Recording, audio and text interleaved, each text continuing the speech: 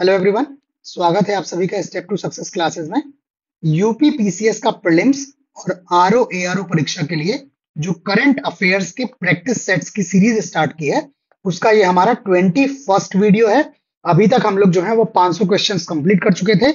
इस वीडियो में हम लोग क्वेश्चन नंबर 501 से लेके 525 तक जो है डिस्कस करेंगे। ये परीक्षा की दृष्टि से जो करंट के सबसे महत्वपूर्ण प्रश्न हो सकते हैं, ऐसे प्रश्नों का संकलन है। इनका जो डेटा जो इस तरह से डिजाइन किया गया है कि पिछले पैटर्न जो रहे हैं एग्जाम के, वो सारी चीजें इसमें आ जाएं और कोई भी चीज जो है पीछे छूटी ना रह जाए। ठीक है, तो आप इन वीडियो की सीरीज से जुड़े रहें, आपको ये परीक्षा में बहुत सहायता देंगे। पहला क्वेश्चन है आज के सेट का। पीएम ईएसी अध्ययन के अनुसार पिछले 65 वर्षों में भारत में हिंदू आबादी में कितने प्रतिशत की कमी आई है? 7.3, 7.6, 7.8 और 8.1। तो इसका सही जवाब ऑप्शन सी। ये पीएम ईएसी अध्ययन के अनुसार जो पिछले 65 वर्षों में भारत में जो हिंदू आबादी है उसमें 7.8% की जो है वो कमी आई है। ये पीएम ईएसी का मतलब है प्रधानमंत्री की आर्थिक सलाहकार परिषद। इनके द्वारा एक विश्लेषण प्रकाशित किया गया है जिसका शीर्षक है धार्मिक अल्पसंख्यकों की हिस्सेदारी, एक क्रॉस कंट्री विश्लेषण। इसके अनुसार वर्ष 1950 से 2015 के बीच जो हिंदू आबादी की हिस्सेदारी है उसमें 7.8% की कमी आई है। ठीक है, और जो हिंदुओं की कुल जनसंख्या है, कुल जनसंख्या में जो इनकी हिस्सेदारी है वो हिस्सेदारी घटकर अब 78.06% हो गई है। जबकि मुसलमानों की जो आबादी है वो कुल आबादी में उनकी हिस्सेदारी बढ़कर 14.09%, जबकि ईसाइयों की जो हिस्सेदारी है कुल जनसंख्या में वो हिस्सेदारी बढ़कर 2.36% हो गई है। और जो 7.8% की हिंदू जनसंख्या में कमी आई है, जबकि मुस्लिम आबादी में 43.15% की बढ़ोतरी हुई है। सिख और बौद्ध आबादी में क्रमशः 1.85 और 0.81% की वृद्धि हुई है।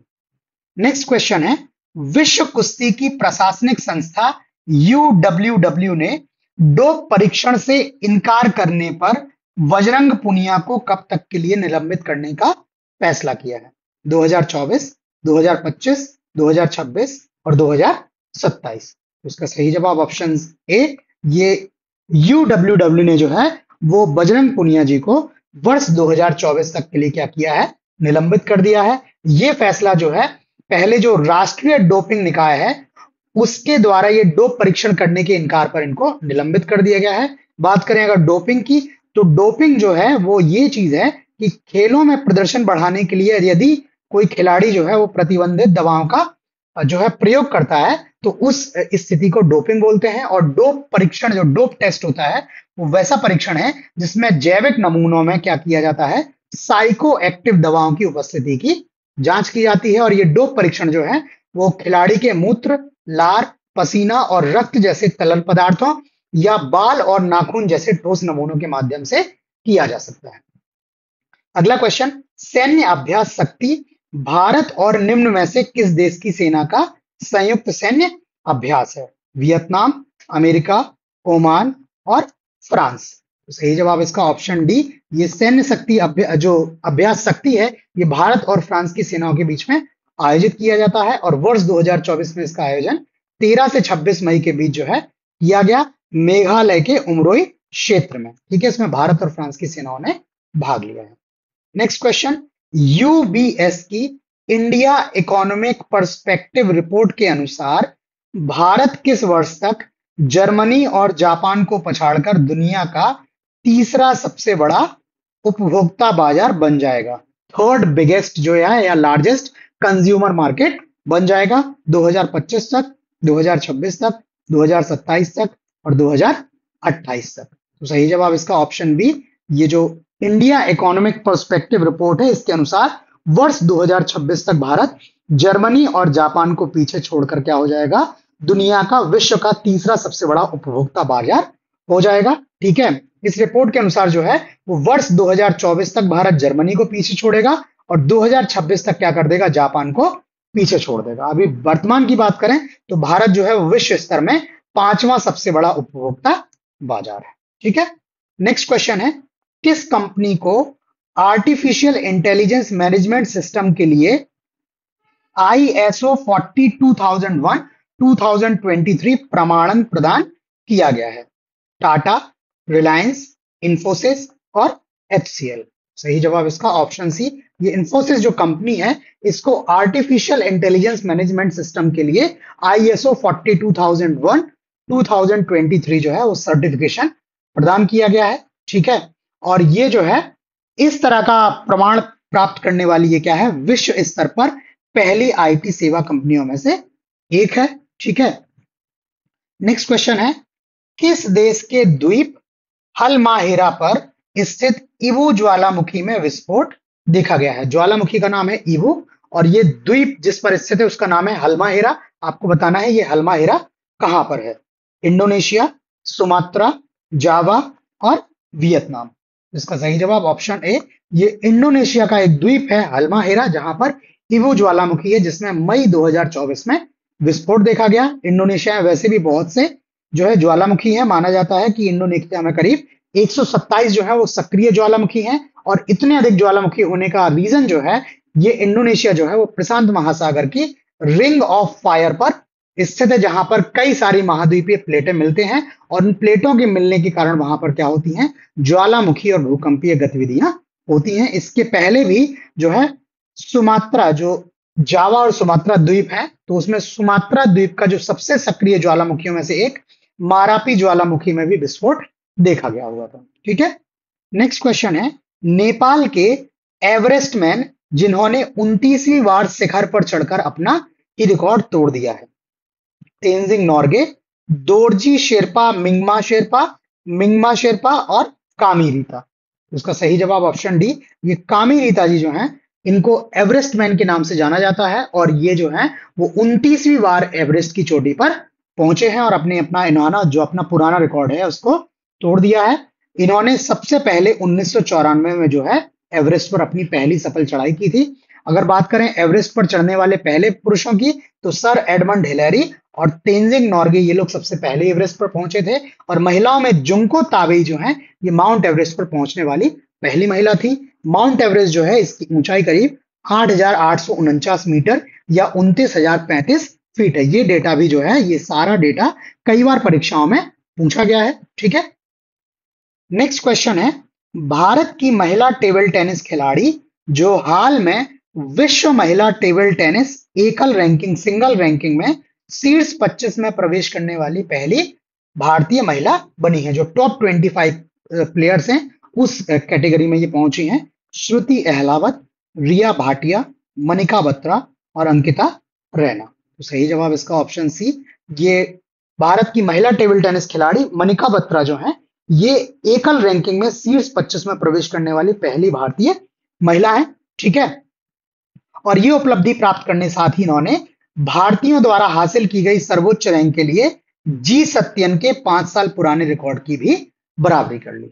ठीक है, ये इन्होंने वर्ष 2015 में जो राष्ट्रमंडल टेबल टेनिस चैंपियनशिप में इन्होंने 3 पदक जीते थे, और 2018 में राष्ट्रमंडल खेलों में व्यक्तिगत और टीम श्रेणियों में स्वर्ण पदक जीता था, और इनके उत्कृष्ट खेल प्रदर्शन को देखते हुए वर्ष 2020 में इन्हें मेजर ध्यानचंद खेल रत्न से भी सम्मानित किया गया। नेक्स्ट क्वेश्चन है, भारत के 85वें ग्रैंड मास्टर हैं पी श्याम निखिल, वैशाली रमेश बाबू, आदित्य एस सामंत, वुप्पला प्रणीथा।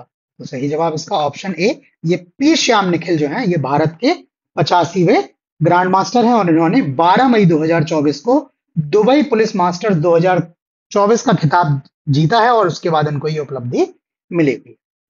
नेक्स्ट क्वेश्चन, देश के सबसे बड़े कौशल कार्यक्रम या प्रतियोगिता इंडिया स्किल्स 2024 का आयोजन कहां किया गया है? कलकत्ता, नई दिल्ली, लखनऊ और अहमदाबाद। सही जवाब इसका ऑप्शन बी, ये इंडिया स्किल्स 2024 का आयोजन नई दिल्ली में किया, और ये आयोजन जो है वो 15 मई को हुआ, और ये देश का सबसे बड़ा कौशल कार्यक्रम है। इसको कौशल विकास और उद्यमिता मंत्रालय द्वारा आयोजित किया, और इसका जो उद्देश्य है वो है देश के सर्वश्रेष्ठ कौशल को क्या करना है, सामने लेकर आने के लिए इसका आयोजन किया गया है। इसके दौरान पारंपरिक शिल्प से लेकर आधुनिक प्रौद्योगिकियों तक 61 कौशलों में प्रतियोगिताएं आयोजित की गई हैं, और इसमें जो विजेता रहे हैं उनको सितंबर 2024 में फ्रांस में वर्ल्ड स्किल प्रतियोगिता में तैयारी के लिए क्या किया जाएगा, प्रशिक्षित किया जा रहा है और ये लोग जो है वहां पर भाग लेंगे। अगला question, Indian international bullion exchange का ट्रेडिंग और क्लियरिंग सदस्य बनने वाला पहला बैंक है। ICICI bank, Exim bank, HDFC bank और भारतीय स्टेट बैंक। सही जवाब इसका ऑप्शन डी, ये इंडियन इंटरनेशनल बुलियन एक्सचेंज का पहला ट्रेडिंग और क्लियरिंग सदस्य बनने वाला बैंक जो है वो भारतीय स्टेट बैंक है। ठीक है, बाकी बुलियन बैंक जो होता है तो पहले होता है एक सराफा बाजार। तो सराफा बाजार ऐसा बाजार होता है जहां पर सोने और चांदी जैसी कीमती धातुओं का व्यापार होता है। फिर सराफा बाजार में ही एक ऐसा स्थान जहां काउंटर पर और वायदा बाजार में, ठीक है, जो वायदा बाजार या फ्यूचर जो ट्रेड होता है उसमें सोने और चांदी का आदान प्रदान होता है, उसको क्या बोलते हैं, बुलियन मार्केट बोलते हैं। और ये बुलियन मार्केट जो है इसमें कारोबार 24 घंटे खुला रहता है। ठीक है, बाकी थोड़ी सी जानकारी यहाँ इंडिया इंटरनेशनल बुलियन एक्सचेंज के बारे में भी दी है। जो लोग इंटरेस्टेड हैं वो या तो वीडियो को पॉज करके पढ़ सकते हैं अथवा हमसे टेलीग्राम और व्हाट्सएप के माध्यम से ये सारे कंटेंट की जो करंट अफेयर्स के लिए प्रैक्टिस सेट्स की सीरीज चल रही है उन सबके आप लोग हमसे पीडीएफ ले सकते हैं। ये बहुत सी नॉमिनल कॉस्ट पर ये पीडीएफ आपको प्रोवाइड कर रहे हैं हम। ठीक है, नेक्स्ट क्वेश्चन है, 13 से 15 मई के बीच विश्व हाइड्रोजन शिखर सम्मेलन का आयोजन कहाँ किया गया? रॉटरडैम, नई दिल्ली, न्यूयॉर्क और बर्लिन। तो सही जवाब इसका ऑप्शन ए, ये रॉटरडैम में जो है वो 13 से 15 मई के बीच विश्व हाइड्रोजन शिखर सम्मेलन का आयोजन किया गया है। ये रॉटरडैम जो है वो नीदरलैंड का एक शहर है। ठीक है, अगर भारत की बात करें तो भारत में जो राष्ट्रीय हरित हाइड्रोजन मिशन है इसकी शुरुआत जनवरी 2023 में की गई थी, 23 में, और इसका उद्देश्य है कि वर्ष 2030 के अंत तक भारत में करीब 5 मिलियन टन हरित हाइड्रोजन उत्पादन क्षमता हासिल करना है। ठीक है, और अगर भारत की ऊर्जा आवश्यकताओं की बात करें तो वर्तमान में जो भारत की 44% ऊर्जा जरूरतें हैं, आवश्यकताएं हैं, वो गैर जीवाश्म स्रोतों से पूरी होती हैं, जिसको 2030 तक बढ़ाकर लगभग 65% तक लेकर जाना है, ताकि क्या हो, जो है जीवाश्म ऊर्जा स्रोतों पर क्या हो, निर्भरता कम हो और पृथ्वी को इससे कम नुकसान हो। नेक्स्ट क्वेश्चन, संयुक्त राष्ट्र ने 25 मई को किस दिवस के रूप में आयोजित करने की घोषणा की है? विश्व क्रिकेट दिवस, विश्व फुटबॉल दिवस, विश्व टेनिस दिवस और विश्व कबड्डी दिवस। तो इसका सही जवाब ऑप्शन बी, ये संयुक्त राष्ट्र यूएन ने 25 मई को प्रतिवर्ष विश्व फुटबॉल दिवस के रूप में आयोजित करने की घोषणा की है। ठीक है, और घोषणा करने का रीजन ये है कि 2024 में जो है वो पहले अंतरराष्ट्रीय फुटबॉल टूर्नामेंट की 100वीं वर्षगांठ है, 100th एनिवर्सरी है। पहला जो अंतरराष्ट्रीय फुटबॉल टूर्नामेंट है ये पेरिस में 1924 में आयोजित किया गया था, ग्रीष्मकालीन ओलंपिक खेलों के हिस्से के रूप में। नेक्स्ट क्वेश्चन, चंद्रकांत सतीजा को निम्न में से किस क्षेत्र में उत्कृष्ट योगदान के लिए वैश्विक उत्कृष्टता पुरस्कार जो है ग्लोबल एक्सीलेंस अवार्ड 2024 से सम्मानित किया गया है? शिक्षा, साहित्य, कला और चिकित्सा। सही जवाब इसका ऑप्शन ए, इनको शिक्षा के क्षेत्र में क्या है, वैश्विक उत्कृष्टता पुरस्कार 2024 से सम्मानित किया गया है। ये महाराष्ट्र के विदर्भ क्षेत्र से संबंधित है और उस विदर्भ क्षेत्र में सबसे भरोसेमंद प्रवेश सलाहकार, जो आप लोग विभिन्न जो है एजुकेशनल इंस्टीट्यूट्स में एडमिशन लेते हैं तो वैसे एडमिशन कंसल्टेंट होने के लिए इनको ये पुरस्कार दिया गया है। इनकी फर्म है, उसका नाम है चंद्रा एडमिशन कंसल्टेंट्स। इसके ये संस्थापक भी हैं और इसके चीफ एग्जीक्यूटिव ऑफिसर या मुख्य कार्यकारी अधिकारी भी। नेक्स्ट क्वेश्चन है, निम्न में से किस देश ने दुनिया का पहला 6G डिवाइस पेश किया है? जर्मनी, चीन, जापान और दक्षिण कोरिया। तो इसका सही जवाब ऑप्शन सी, ये जापान देश ने जो है वो दुनिया का पहला 6G प्रोटोटाइप डिवाइस जो है जारी किया गया है। और ये जो है 6G सर्विस है, इसमें डेटा का प्रवाह जो है वो 5G से 20 गुना ज्यादा तेज होगा और इसका जो स्पीड होगा वो करीब 100 गीगाबाइट प्रति सेकंड होगी। ठीक है, हालांकि अभी जो 5G है उसकी सैद्धांतिक अधिकतम गति जो है वो 10 Gbps है और इसकी जो बोल रहे हैं 6G की, ये 100 Gbps तक इसकी स्पीड होगी। अगला क्वेश्चन, विश्व पैरा एथलेटिक्स चैंपियनशिप में महिलाओं की 400 मीटर दौड़ की T20 श्रेणी में स्वर्ण पदक जीतने वाली खिलाड़ी कौन है? आयसेल ओंडर, लिजानसेला एंगुलो, दीप्ति जीवनजी और ब्रीना क्लार्क। इसका सही जवाब ऑप्शन जो है सी, ये दीप्ति जीवनजी भारतीय जो है खिलाड़ी हैं। इन्होंने विश्व पैरा एथलेटिक्स चैंपियनशिप में महिलाओं की 400 मीटर दौड़ की T20 श्रेणी में इन्होंने पदक जीता हुआ है। ये जो चैंपियनशिप है ये 20 मई 2024 को क्या किया गई है, जापान के कोबे में आयोजित किया गया है और इसमें इन्होंने ये स्पर्धा करीब 55.6 सेकंड के समय के साथ पूरी की है और इन्होंने स्वर्ण पदक जीता है। नेक्स्ट क्वेश्चन, नासा ने पृथ्वी के ध्रुवीय क्षेत्र जो पोलर रीजन है अर्थ का, उसका अध्ययन करने के लिए निम्न में से कौन सा मिशन लॉन्च किया है? प्रोबायोसिस, प्री फायर, सोलर प्रोब और एलोस्केप। सही जवाब इसका ऑप्शन बी, ये प्री फायर नाम से जो है नासा ने एक जो है मिशन लॉन्च किया है जिसका उद्देश्य पृथ्वी के ध्रुवीय क्षेत्र का अध्ययन करना है। ये प्री फायर का जो पूरा नाम है वो है polar radiant energy in the far infrared experiment. ये मिशन जो है वो 22 मई को लॉन्च किया गया और इसका जो मुख्य उद्देश्य है वो पृथ्वी के ध्रुवीय क्षेत्रों से अंतरिक्ष को निकलने वाली ऊष्मा की मात्रा और उस ऊष्मा का क्या है जलवायु परिवर्तन पर क्या प्रभाव होगा, इन प्रभावों की जांच करना है। अगला क्वेश्चन, संयुक्त सैन्य अभ्यास शक्ति का 7वां संस्करण किन दो देशों की सेनाओं के बीच में आयोजित किया गया? भारत और पाकिस्तान, भारत और फ्रांस, भारत और बांग्लादेश, भारत और अफगानिस्तान। तो इसका सही जवाब ऑप्शन जो है आपका बी है। ये शक्ति का जो 7वां संस्करण है ये भारत और फ्रांस के बीच में 13 से 26 मई के बीच में आयोजित किया गया और इसका आयोजन मेघालय के उमरोई में इसका आयोजन किया गया। नेक्स्ट क्वेश्चन, अंतरराष्ट्रीय जैविक विविधता दिवस या बायोडाइवर्सिटी डे जो है कब मनाया जाता है? 12 मई, 22 मई, 1 जून और 15 अप्रैल।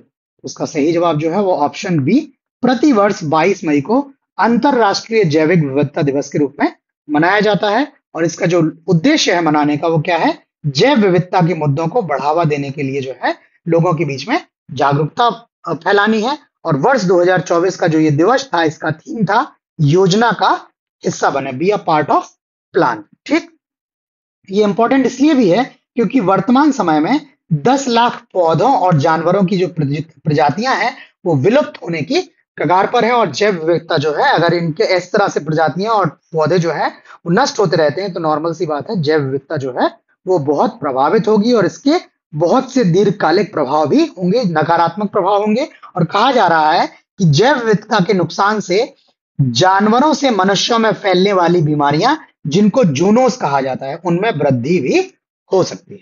ठीक है, नेक्स्ट क्वेश्चन है, विश्व आर्थिक फोरम वर्ल्ड इकोनॉमिक फोरम के यात्रा और पर्यटन विकास सूचकांक 2024 में भारत की रैंक क्या है? 39, 54, 25 और 18। सही जवाब इसका ऑप्शन ए, जो यात्रा और पर्यटन विकास सूचकांक 2024 है उसमें भारत की रैंकिंग जो है वो 39 है। ये सूचकांक विश्व आर्थिक मंच द्वारा सरे विश्वविद्यालय, इंग्लैंड का जो विश्वविद्यालय है उसके सहयोग से तैयार किया गया है और इसमें भारत 2024 में 39वें स्थान पर है, जबकि 2021 में भारत की जो रैंक थी वो 54वीं थी और जो शीर्ष स्थान पर है वो इसमें संयुक्त राज्य अमेरिका है। नेक्स्ट क्वेश्चन, निम्न में से किस देश के राष्ट्रपति की मई 2024 में एक हेलीकॉप्टर दुर्घटना या हेलीकॉप्टर क्रैश में मृत्यु हो गई है? भारत, ईरान, अमेरिका और चीन।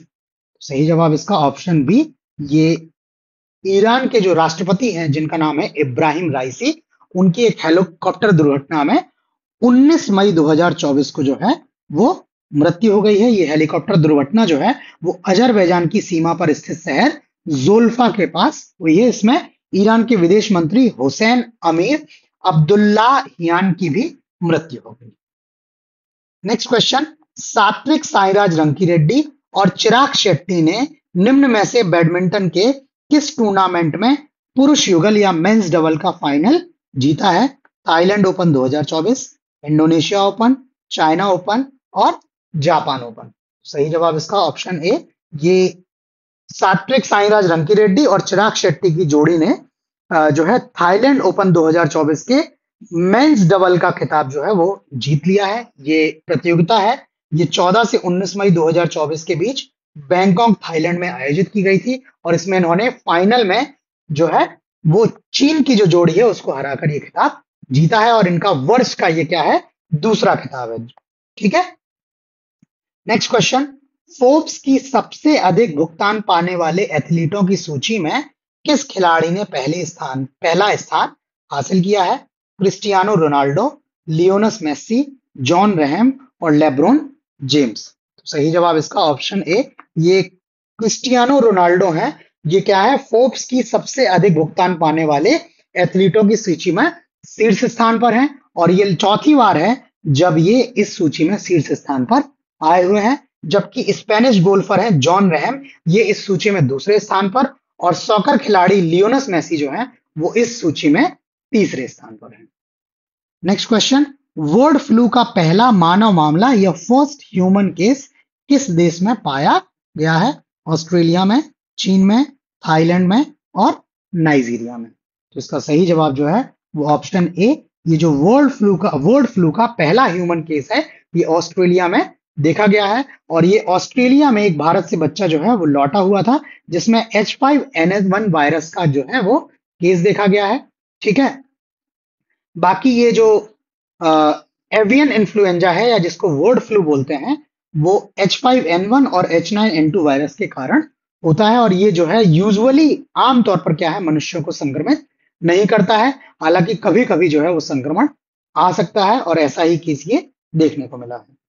नेक्स्ट है, विम्स्टेक ने लीगल पर्सनैलिटी या लीगल एंटिटी का दर्जा कब हासिल किया है? अप्रैल 2022, मार्च 2024, मई 2024 और अप्रैल 2024। तो इसका सही जवाब ऑप्शन सी, ये मई 2024 में जो है वो विम्स्टेक ने लीगल पर्सनैलिटी का दर्जा दिया है। कई बार हो सकता है आपको लगे कि क्वेश्चन आपने किस तरह से फ्रेम किया है, लेकिन क्वेश्चन फ्रेमिंग के साथ साथ जो उसकी डिटेल भी है वो इंपॉर्टेंट हो जाती है, क्योंकि अगर कभी किसी क्षेत्र में कोई विकास हुआ है तो वो क्षेत्र भी जो है अपने आप इंपॉर्टेंट हो जाता है और हो सकता है उस क्षेत्र में जो नया विकास हुआ है उस विकास से संबंधित क्वेश्चन ना आए, क्षेत्र का जो बैकग्राउंड या पृष्ठभूमि रही है उससे संबंधित क्वेश्चन आ जाए। तो जो इसमें नया डेवलपमेंट होता है उसको भी हम आपको बता देते हैं, साथ ही साथ उसका जो बैकग्राउंड है उसका वो बैकग्राउंड भी आपको थोड़ा सा बता देते हैं, तो जिससे जिस भी तरह से क्वेश्चन आए आप वो क्वेश्चन समझ लें। तो वैसे ही लीगल पर्सनैलिटी ये बना मई 2024 में। बाकी जो बिम्स्टेक है इसका पहला चार्टर जो लागू हुआ 20 मई 2024 को लागू हुआ। इसका पूरा नाम जो है वो बंगाल की खाड़ी बहु क्षेत्रीय तकनीकी और आर्थिक सहयोग पहल या bay of Bengal initiative for multi sectoral technical and economic cooperation. इसका गठन वर्ष 1997 में हुआ।